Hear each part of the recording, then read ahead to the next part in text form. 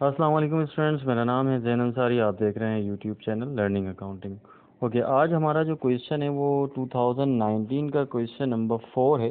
Question 2019 regular का question number 4। Okay, सो इसमें हमें क्वेश्चन गिवन है, आप 5 ईयर निकाल लीजिए। और सबसे पहले आप एक काम करें स्टूडेंट्स, अगर वीडियो की क्वालिटी आपके पास सही नहीं आ रही तो सेटिंग्स में जाके यूट्यूब की और ऑटो जो आपने की हुई है क्वालिटी, उसको हाई रेजोल्यूशन पे कर लीजिए ताकि ये आपको एक क्लियर वाज़े नज़र आएगी। बिल्कुल ठीक है। ओके, सो क्वेश्चन स्टार्ट करते हैं। 5 ईयर निकाल लीजिए। हमारे पास क्वेश्चन है 2019 रेगुलर का question number 4। Okay, during the year Cron developer dispose of the following plant assets।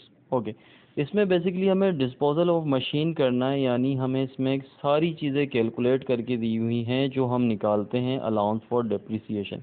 वो ऑलरेडी हमें कैलकुलेट करके दिया हुआ है। तो केस 1 है हमारे पास, office equipment costing 1,40,000 was given to the scrap dealer.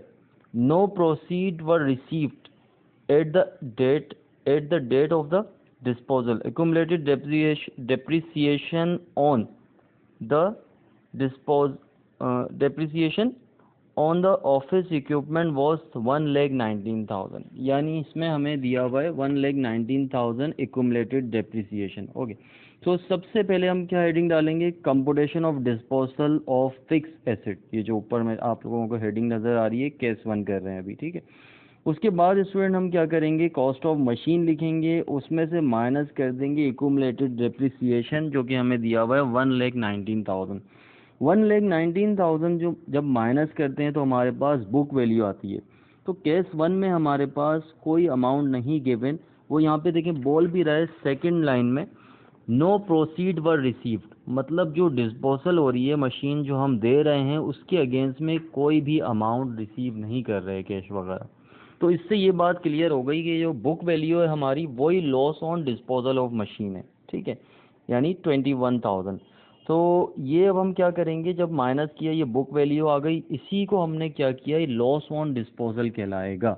Book value he loss on disposal है। ओके, सो जर्नल की हेडिंग डालेंगे, डेट लिखेंगे, पर्टिकुलर मेंशन करेंगे और उसके बाद पोस्टिंग रेफरेंस का भी कॉलम आता है, फिर डेबिट और क्रेडिट लिखेंगे, ठीक है। तो स्टूडेंट केस 1 में हम एंट्री जो है इसकी बना रहे हैं, डिस्पोजल ऑफ मशीन 21,000। बेसिकली ये लॉस है, loss on disposal of machine 21,000। Accumulated depreciation आपको मालूम है हमेशा डेबिट होता है एंट्री में।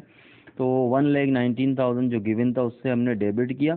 और मशीन ओल्ड यानी जो हमने मशीन डिस्पोज की है उसकी एक्चुअल वैल्यू थी at the starting of the purchasing date. जब हमने परचेज की थी तो 1,40,000 की थी। तो अब आप जब डेबिट साइड को दोनों को प्लस करेंगे कि 140 ही आएगा। तो ये हमारी एंट्री हो गई और ये केस 1 सॉल्व हो गया। ओके, इसके बाद स्टूडेंट हम इसमें नरेशन मेंशन करेंगे, नरेशन लिखेंगे to record loss on disposal. Just ये हमारी नरेशन हो गई। ओके, केस 2 है स्टूडेंट हमारा। केस 2 मैं रीड कर रहा हूँ, आप लोग 5 ईयर से देख लीजिए। Sold land and building for ₹6,30,000 receiving 2 lakh in cash and 5 years 10% notes receivable for the 4,30,000। Crown accounting record showed land 1,20,000, building है हमारे पास 3,50,000, एक्यूमुलेटेड डेप्रिसिएशन ऑन बिल्डिंग 1,15,000। तो हमेशा याद रखें कभी भी लैंड पे मतलब बिल्डिंग पे लैंड पे ज़मीन पे हमारा जो है वो डेप्रिसिएशन चार्ज नहीं होता। ओके, तो हेडिंग डाल दी हमने केस 2 में। स्टूडेंट केस 2 कर रहे हैं, कंप्यूटेशन ऑफ लॉस और gain on recognize. Okay, loss और गेन और रिकॉग्नाइज का मकसद ये होता है कि इसमें लॉस या गेन शो होगा। विदाउट रिकॉग्नाइज में हम लॉस और गेन शो नहीं करते, वो कंप्यूटेशन भी आपको बाद में बताऊंगा। ओके, सो सबसे पहले हमने इसमें लिखी हेडिंग डाली cost of land never be depreciate. मैंने मेंशन भी कर दिया है ये कभी भी डेप्रिशिएट नहीं होती, लेकिन मतलब इसमें से हम लेस एक्यूमुलेटेड डेप्रिसिएशन कभी भी लैंड में से नहीं करेंगे, ठीक है, ज़मीन में से, क्योंकि ज़मीन की जितनी वैल्यू है एज इट इज़ वही रहती है या फिर वो बढ़ती है। ऐसा नहीं होता कि 90 गज की आपने ज़मीन परचेज़ की तो वो 10 साल बाद जो है वो 80 गज की हो जाए, ठीक है। सो सबसे पहले हमने कॉस्ट ऑफ लैंड लिख दी नेवर बी डेप्रिशिएटेड 1,20,000 जो हमें कॉस्ट क्वेश्चन में गिवन थी। उसके बाद हमने क्या किया, कॉस्ट ऑफ बिल्डिंग, देखें बिल्डिंग की कॉस्ट दी हुई है 4th रो में, देखें दी हुई है 3,50,000, 3,50,000 हमने एज इट इज़ कॉस्ट लिख दी। उसके बाद हमने क्या किया, लास्ट लाइन में देखें वो बोल रहा है एक्यूमुलेटेड डेप्रिसिएशन ऑन बिल्डिंग 1,15,000, तो 1,15,000 जब हमने स्टूडेंट माइनस किया यहाँ पे से, तो हमारे पास बुक वैल्यू कितनी आ गई, 2,35,000। ओके, 2,35,000 हमारे पास बुक वैल्यू आ गई। अब इस 2,35,000 में हमने ज़मीन की कॉस्ट यानी लैंड की कॉस्ट हमने ऐड की, तो स्टूडेंट आ गया total assets value, total assets की हमारे पास वैल्यू आ गई, ठीक है, 3,55,000। अब वो क्वेश्चन में देखें बोल रहा है सोल्ड लैंड एंड बिल्डिंग 6,30,000, 6,30,000 की जो है वो हमने बिल्डिंग और ज़मीन बेच दी, ठीक है। तो रिसीव कितना हुआ होगा हमें कैश, बेसिकली 6,30,000 रिसीव हुआ होगा, तो लेस कर दिया हमने सेलिंग प्राइस 6,30,000। जब ये माइनस किया स्टूडेंट 3,55,000 में से हमने माइनस किया 6,30,000, तो ये हमारे पास आ गई गेन ऑन सेल, मतलब ये जो हमने बिल्डिंग और लैंड बेची है उसकी हमारे पास कॉस्ट कितनी आ गई, 2,75,000 हमारे पास गेन ऑन सेल आ गया, ठीक है।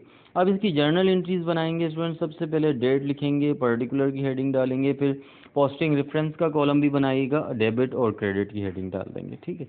सबसे पहले हम लिखेंगे कैश, जो कि हमारी मशीन बिल्डिंग और ज़मीन सेल आउट हुई है, कितने की हुई थी वो हमारी, वो हुई थी 6,30,000 की, 6,30,000 की।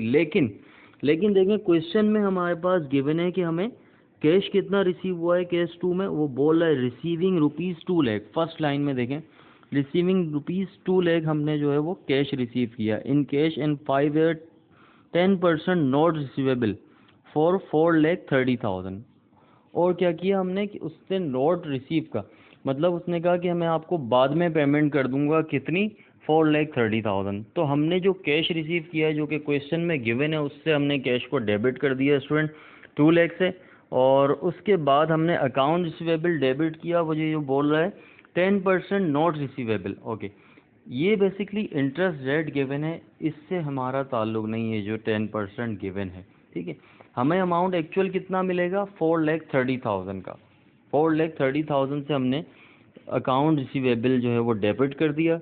एक्यूमुलेटेड डेप्रिसिएशन हमें क्वेश्चन में गिवन था 1,15,000, 1,15,000 से हमने एक्यूमुलेटेड डेप्रिसिएशन माइनस किया, एक्यूमुलेटेड डेप्रिसिएशन हमने ऐड कर दिया, मतलब डेबिट साइड पे लिख दिया। और उसके बाद स्टूडेंट हमने क्या क्रेडिट किया, उसके बाद हमने गेन ऑन सेल क्रेडिट कर दिया, कितना गेन ऑन सेल हमारा क्रेडिट हुआ स्टूडेंट 2,75,000। और लैंड हमारे पास बिल्डिंग की कॉस्ट कितनी थी, बिल्डिंग की कॉस्ट थी स्टूडेंट हमारे पास क्या कहते हैं 1,20,000, 1,20,000 से हमने बिल्डिंग को जो है वो क्रेडिट कर दिया। ओके, इसके बाद स्टूडेंट ये जो कॉस्ट लिखी हुई है 3,50,000। ओके, नरेशन ज़रा सी मिसप्रिंट हो गई है, ये बेसिकली नरेशन नहीं है बल्कि ये कॉस्ट है हमारी बिल्डिंग की। बिल्डिंग हमारे पास कितनी थी, देखें क्वेश्चन में गिवन थी 3,50,000, तो यहाँ पे 3,50,000 हमने मेंशन किया, 3,50,000। उसके बाद यहाँ पे हम इसके 3,50,000 के सामने लिख देंगे बिल्डिंग। उसके बाद हम क्या करेंगे स्टूडेंट, नरेशन लिखेंगे to record gain on sale, ठीक है, यानी हमने गेन पे हम मशीन सेल आउट कर दी।